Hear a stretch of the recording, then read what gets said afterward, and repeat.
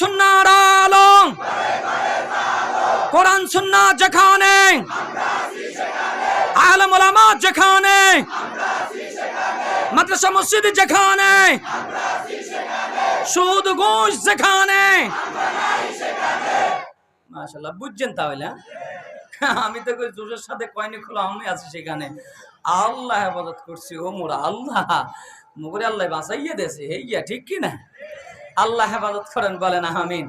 সামনের আয়াতে যায়। এবার আল্লাহ কয়, শোনো বান্দা, শুধু ক্ষমতা নয় তো, তোমরা দেখো না রাতের পরে দিন আসে, দিনের পর রাত আসে, একটা সময় আসে আসরের নামাজ পড়া হয় 5টা, আবার একটা সময় চলে আসে মাগরিব পড়া হয় 5টা।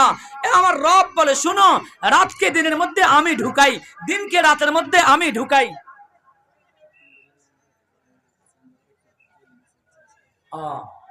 আপনাকে আওয়াজ লাগে মেশিনের কি জানা জ্বলি গেছে, পাল্টাইতে হবে। আধা মিনিট জিকির করেন, লা ইলাহা ইল্লাল্লাহ